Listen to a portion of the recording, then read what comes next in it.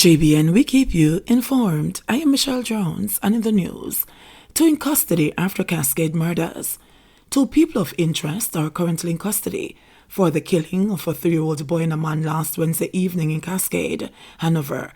The disclosure was made by Assistant Commissioner of Police ACP Clifford Chambers, who is in charge of Area 1, during a visit to the area on Saturday. The team was led by National Security Minister Dr. Horace Chang, who had arrived on the island a few hours before from the high-level security conference of the Guyana Shield in Suriname. What we can say so far is that persons have been arrested. There are some interrogations that will continue. We are aware of where it's coming from, and whilst we can't say much on that right now, I'm heartened by the information that is coming from the community, disclosed ACP Chambers. I can't say where they were held, but we have two in custody at present, and what we know, there's an association with someone who is in hospital, and our investigators are following some strong leads that take us outside of this location, added Chambers. On Thursday, Chambers said that the shooting may have been payback for an attack that took place late last month. We know that it is a reprisal to a March 26 shooting that occurred in that same space, Chambers had said. The police have relentlessly pursued the persons who were responsible for that shooting, and were not able to arrest them, but we know that they have fled from this place and out of the parish, he added. They were in the vicinity of the man who is alleged to have shot this man on March 26, Chambers said. 27-year-old beekeeper Tavares Stevens and the 3-year-old Kamal Williams were shot dead by criminals driving a Toyota Axle motor car last Wednesday night.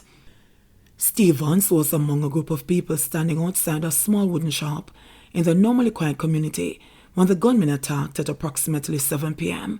The child was reportedly passing when he got hit. On Saturday, Dr. Chang said that incident as a pattern of a contract reprisal killing with its roots in lotto scamming. He said the visit to the community is not only to give support to the families of the victims, but to assure them that the government is doing all it can to eradicate contract killing. We are here to reassure the community, to identify the families and express our deep concern, and also to send a message to the people that we're not just concerned but having begun to fix this problem of contract killers being hired by criminals to kill people, stated Dr. Chang. It is an emerging epidemic that is of serious challenge to policing mechanisms, but the security forces are responding and taking steps to intercept and deal with the problem, added Dr. Chang. He said the death of any citizen is of concern to the National Security Ministry, the government, and all law-abiding Jamaicans. The murdered boy's father, Kamal Williams Sr., a farmer who lost his job in the hotel industry as a bartender during the novel coronavirus pandemic, said he's not coping well. I am very, very weak because I have the baby from him born till now. And me alone had the struggle with him, a whole heap of pressure, said Williams Sr., who pointed out that supplies were bought for the child to start school today. He also said he needs assistance to bury his son. Member of Parliament, MP for Hanover Eastern Dave Brown, said in his more than 6 years as MP, he has never seen such a horrific crime in the quiet farming community. He encouraged residents to call the police at 311 or 1-888-991-4000 when they see strange people coming into the community. 50-year-old man murdered in San Tango Home. A 50-year-old St. Andrew man was murdered in his Stony Hill home by unknown assailants on Sunday. He has been identified as Harrison, otherwise called Larry, a tile of Brooks Level Road, Stony Hill, St. Andrew. Reports from the Constant Spring Police are that about 8:50 p.m., Harrison was inside of his house when he was pounced upon by gunmen who opened fire, hitting him. The police were alerted and was taken to hospital where he was pronounced dead. The police are investigating. Jane Bank warns public of fake Instagram accounts. Jane Bank is imploring the public to be on the lookout for what it says are several fake Instagram accounts that have copied the look and feel of the official Jane Bank account on the platform. The bank, in a statement Sunday evening, said some of these fake accounts have reposted some of its original posts and have been reaching out to persons to solicit banking details, as well as attempting to redirect them to a website link. These activities have been reported to Instagram and will continue to inform all users of the threat. Please be advised that Jane Bank operates one official account on Instagram that can be found at handle @JaneBank Limited. Any account that appears with any variations of the official handle should be deemed fake and immediately reported and blocked, the statement advised. It also stated that Jane Bank will never request sensitive personal information, such as online banking passwords, via direct messages or email. Delivery man shot dead while demolishing house. A 30-year-old delivery man, who was among a group of people demolishing a house in Denham Town, was shot dead by a gunman on West Road, Kingston 12 on Sunday. The deceased has been identified as Demar Foot, otherwise called Carlos, of a Denham Town address. Reports from the Denham Town police are that about 5:50 p.m., Foot was among a group of people demolishing a house when he was pounced upon by a lone gunman who opened fire, hitting him. The police were alerted and was taken to hospital, where he was pronounced dead. The other persons escaped unhurt. Investigations are ongoing. Police warn against Weymouth Drive Spanish Town Road stone attacks. Head of the St. Andrew South Division, Senior Superintendent Kirk Ricketts, is cautioning motorists who traverse the Weymouth Drive and Spanish Town Road intersection to be on the lookout for criminals carrying out stone attacks. Ricketts cited the issue of gang activities within the vicinity of the communities of Callaloo Mews and Riverton Meadows.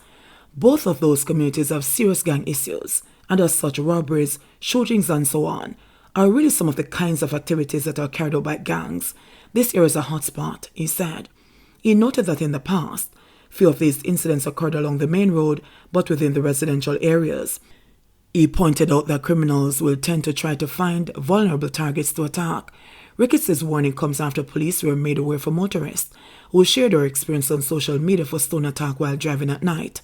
The vehicle was reportedly hit by a large stone thrown from bushes, damaging the left door, according to the post made on Saturday. The motorist went on to plead with drivers to stay clear from the area, particularly at night. Having learned of the information on social media, we have already started to implement some mitigating measures to deal with what is possibly attempted robberies in that space, Ricketts said. Noting that no official reports have been made to the police, Ricketts is encouraging affected individuals to come forward to help the police address the issue. We are concerned about the lighting in that space. It's relatively dark, he said. Given this concern, he said that the police will be meeting with stakeholders on the issue. I want to ask our transit population to be extremely careful, especially at nights when they traverse these areas, he appealed. He went on to encourage persons who may become victims of an attack to seek out the nearest well-lit, crowded place to inspect their vehicle away from the zone of the incident. He further advised motorists to contact the police or go to the Ferry or Duane Park police stations, which are the nearest stations in the area, to report the incident. Please do not stop, he pleaded. Opposition says importation of foreign workers regressive.